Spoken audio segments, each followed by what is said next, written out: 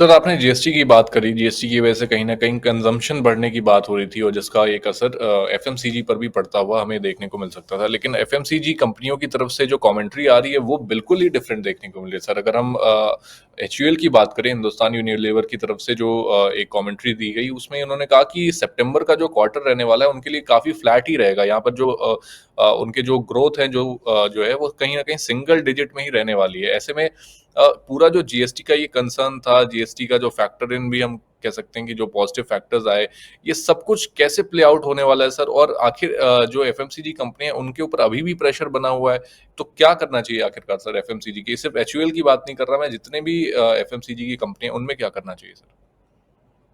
देखिए, एफएमसीजी का जो नक्शा है वो लास्ट 2 साल हुँ, से बदल चुका है। और जब भी हुँ, हम पॉजिटिव न्यूज आती है, एक हुँ, छोटा सा उछाल देखते हैं और उसके बाद वो बिल्कुल आगे नहीं जा पाती है।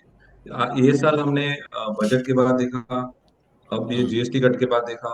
यस, गवर्नमेंट जरूर कोशिश कर रही है ये कंजम्पशन स्टोरी को आगे बढ़ाने की।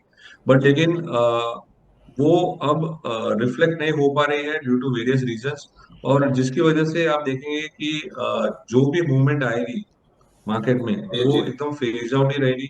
अभी हमें देखना है कि जो एचयूएल आज का जो न्यूज फ्लो है, हुँ, एचयूएल में आपने देखा कि एक अच्छी खासी एक उछाल आई है। तो अगर जो स्टॉक्स के बारे में हम लोग बात कर रहे हैं, जैसे एचयूएल रहने दीजिए, आईटीसी रहने दीजिए, हुँ, तो ये सारे स्टॉक्स में देखना है आगे वाले दिनों के लिए। तो amongst all the stocks I find that HUL ने एक अच्छा सपोर्ट लिया है, एक हुँ, सपोर्ट बॉटम बनाया है।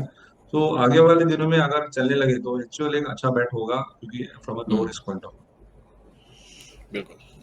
चलिए, अगला जो यहाँ पर काउंटर है, जो आज फ़ोकस में है, वो है टाटा मोटर्स का, सॉरी टाटा पावर का। टाटा पावर ने बैंक ऑफ बड़ौदा के साथ एक जो है अपनी पार्टनरशिप की है, जिसके थ्रू ये एमएसएमईज़ और कमर्शियल और इंडस्ट्रियल यूनिट्स को सपोर्ट करेंगे, जो कि सोलार के इक्विपमेंट्स और प्रोजेक्ट इंस्टॉलेशन में जो है काम करते हैं। ऐसे में सर, टाटा पावर और ओवरऑल पावर सेक्टर में इस समय आपको क्या पसंद आ रहा है? कौन से स्टॉक्स पसंद आ रहे हैं और टाटा पावर को लेकर के आपका क्या व्यू बन रहा है सर? यहाँ से कुछ पॉजिटिव मूव देखने को मिल सकता है?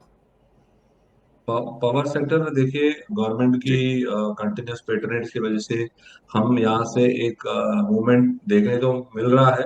लाइक उसमें हुँ, अगर पावर स्टॉक्स में हमने लास्ट टाइम बात की अदानी पावर के बारे में, राइट? सो हुँ, पावर सेक्टर्स में पॉकेट्स में मूव होता है, और टाटा पावर की जो रणनीति है वो काफी स्लो है compare to other power stocks. तो मैं मानकर चल रहा हूँ कि ये जो न्यूज फ्लो है एनकरेजिंग है, बट देन ये सेटअप में मुझे नहीं लग रहा है कि इसमें और भी स्फूर्ति आएगी।